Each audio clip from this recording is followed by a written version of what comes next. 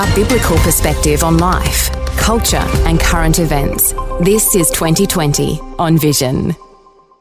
Well, there's more dreadful news emerging from Africa this week. Sudan is to the south of Egypt. Get a bit of geography there. Horrific images and videos have emerged of mass killings in Al-Fashir in the southwest of the nation of Sudan.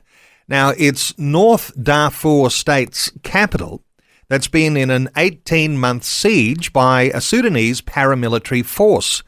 Open Doors has been monitoring the situation there, and they're supporting Christians who are under intense persecution in that region. Anna Hutchins is Executive Director for Supporter Experience at Open Doors Australia, and Anna's joining us. Hey, Anna, welcome back to 2020. Hi, Neil. Great to be here. Anna, geographically, we've got a bit of an image. Sudan is just to the south of Egypt. There's been all sorts of conflict over many years now. How are you describing what's happened in this particular city that's been under siege? Thanks, Neil. It is devastating and horrific and atrocious to see some of the reports coming out of this country that we are revealing, and some of it doesn't seem real, but the images have been verified by a number of reputable news sources. But this also isn't surprising, knowing the country's history. So it is horrific, and it will surprise so many of us as we see the depth of the horror and the killings and the murders and the attacks that are going on here. But as you implied in your introduction, Sudan has a history of brutal genocide and crimes against humanity. And so sadly, that is continuing in this country as we have seen these latest reports. There's all sorts of dimensions here, and we're interested in those Christians who've been caught in the crossfire. It's not to say we're not interested in the broader brutality that's been going on, but you're a supporter of those persecuted believers. There's Christians here caught in the crossfire here because Sudanese armed forces versus the rapid support forces. Are there goodies and baddies in all of that, or is it all baddies? It's a good question, Neil, because this is a very complex conflict. And these two groups were actually part of an alliance that overthrew the previous Sudanese government. But then fractures began to emerge between these two groups and disagreements came and they split. And that is what really erupted the civil war, which was sort of mid-2023. And since then, we have seen an outrageous number of people being killed and buildings being burned down, including hundreds of churches. So there isn't really a clear goodie and a baddie. Many of the images and footage that some of your listeners may have seen emerging from this city within Sudan has been from the attacks of the rapid support forces against the Sudanese armed forces. They have been slowly retreating and unable to protect villages across the country, and the RSF has been coming through and making horrific attacks to these civilians. And, when I read a little bit of background on this, and I hear of the rapid support forces actually building a 56-kilometre, what they call a sand berm, around the city and imposing a blockade. This is the sort of thing you think of in movies, but it actually does happen and is happening today. That's right. And for the Sudanese, this is layer upon layer. They have gone through decades of poverty and humanitarian crises. They have the largest displacement of people in the whole world. So many of them are starving. There were reports out of the country that people in that particular city were eating whatever they could. They were eating leaves, they were eating dead animals. So great was the starvation within that city. And then here the RSF is coming through and killing without measure, without discrimination.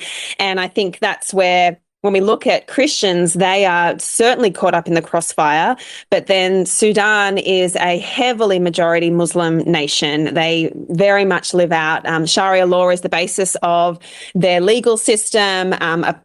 blasphemy is illegal and Christians are constantly threatened, but often they do not get any of the aid. They will not get any of the aid that other Muslims within the nation will get. So they have these multiple layers of persecution. And what happens in a country like Sudan, where there is so much unrest and so much conflict and devastation, is that persecution thrives. And so that discrimination that was already there against Christians becomes completely unregulated, and Christians are killed, churches are burned down. We have hundreds of examples of that over the last year. You know, we by necessity have to talk about the ways that persecution happens. And as you say, hundreds of churches burned, healthcare facilities destroyed, the level of sexual violence that happens in a unregulated, free for all, which is a just a brutal attack on humanity. I think you might describe it like that. I did read of 460 people reportedly executed at a Saudi maternity hospital. So this is the brutality of the conflict. Almost hard to fathom when we don't see this sort of thing every day in Australia. That's right. It is hard to fathom. There was another report of a Christian monastery being overtaken by the RSF, and the dozens of religious leaders and seminary students within that monastery were killed, and that monastery was used for a military base. They needed it for their purposes, so they came in, they killed everyone that was there, and then set up their ministry base within that monastery. And so it is completely unhinged. As you said, we've sort of heard those horrific reports about that maternity hospital. And as you said, one of the big things for women and children across the country, and particularly female Christians, is sexual violence. It's just used as a tool, and particularly the most vulnerable are those who have converted from the Muslim faith. And so Sudan is an example of a country where parents will not even tell their children that they follow God, that they follow Jesus, because the risk is too great that the children might accidentally say something that would get their parents thrown into jail or likely killed for not following Islam. Well, Anna, I always have a special honour for open doors. You're working in so many circumstances around the world. And as we've described some of the things that are going on in Sudan, you're in the mix, and you're usually working through local churches. And that's why you would know that hundreds of churches have been burned and destroyed. But the core of your team in Sudan, are they holding together, or are they outside of this particular region and trying to get help in? Sudan's a fascinating country. Obviously, so many Christians have had to flee for their safety. I think Christians make up about 4% of the country and are continually having to ask the question as to whether they flee. But despite this, the reports that we get from many church leaders is that they want the church to be present. They want to continue with the Great Commission. And so we have had reports of the devastation, and there are some people that we are unable to get reports from that were from that city. And so we are just brought to our knees in how we respond to such horrific dangers. But we do continue to pray that the gospel would go out. There are so many Christians that are choosing to stay in this nation when there is every reason not to stay. Let's talk some more about prayer in just a moment, but just to reinforce for listeners, standing in solidarity with those who are under persecution around the world, something of a responsibility we hold as Christian believers. And in the circumstance we're talking about now in Sudan, as I understand it, there's even satellite imagery that reveals bloodstains and clusters of bodies visible from space, prompting some observers to call it a true genocide. Christians caught in this sort of crossfire, this might actually cause us to fall on our knees in prayer. When we pray, Lord, help the gospel go out, there's a little bit more action to what we might be needed for in this circumstance too here, Anna. When we are praying, there's got to be some way that we pray and support and stand in some level of solidarity with these believers. That's right. A lot of experts are saying that these are crimes against humanity, and it is on its way to becoming a genocide. And the previous leader of Sudan was the only world leader who was accused of genocide and crimes against humanity, and that has been proven by the International Court. And so there is a dark history within Sudan. And you're right, Neil, what do we do when we are overcome with such deep darkness? Well, we pray to the God who is the only one who can overcome the darkness. Jesus said, the light has come into the world and the darkness cannot overcome it. And so I think this such devastating updates from our brothers and sisters in Sudan does bring us to our knees. The images from Yale University were very verified to say this is not an overemphasis of what has happened. There is real proof of the massacring and the mass deaths of people within this nation. Well, we might pray for a swift and peaceful end to this particular war. And you might even call this like a mini war, because these are factions that had a disagreement, a big falling out, and they're fighting with each other. And that's, going back to the beginning of our conversation, are there goodies and baddies in this? Well, they might all be baddies. And so Christians caught in the crossfire. Hey, the prayer for some life-saving relief, for aid to reach the people, including the Christian believers, but also for God's wisdom and protection for the Sudanese church. And they've had all sorts of major struggles over many years now.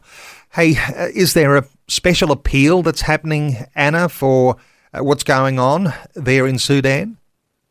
Yeah, so people can give to our African Relief Fund. That's available on the website. So we're still hearing about some of the needs of our partners on the ground. As you would have seen in the latest update, it is a struggle to get support and emergency need to those on the ground. But certainly the wider region is working at ways of how we can provide support, practical needs for those who are starving, but also ensuring that we can deliver that in a safe way and provide support for those people who have just endured such devastation. Well, I'm going to point listeners to the Open Doors website. You might be thinking, how do I make a difference? And you might want to just check in with Open Doors on ways that you can.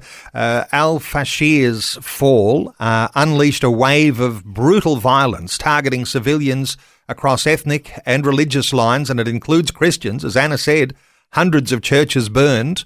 There's likely thousands of Christian believers killed in amongst the tens of thousands. The scale of the killings, apparent ethnic cleansing and destruction of hospitals and churches have drawn international comparisons to genocide. Here's how you connect with Anna Hutchins and any of those appeals that might be being run now at Open Doors. opendoors.org.au. opendoors.org.au. Anna is Executive Director for Supporter Experience at Open Doors Australia. Anna, thanks so much for updating us. Not been a comfortable story, but thanks for all your insight. And I think you're going to cause us all to be a bit prayerful now about brothers and sisters in Sudan. Thanks, Anna. Thanks, Neil. Always a pleasure. Thanks for taking time to listen to this audio on demand from Vision Christian Media. To find out more about us, go to vision.org.au.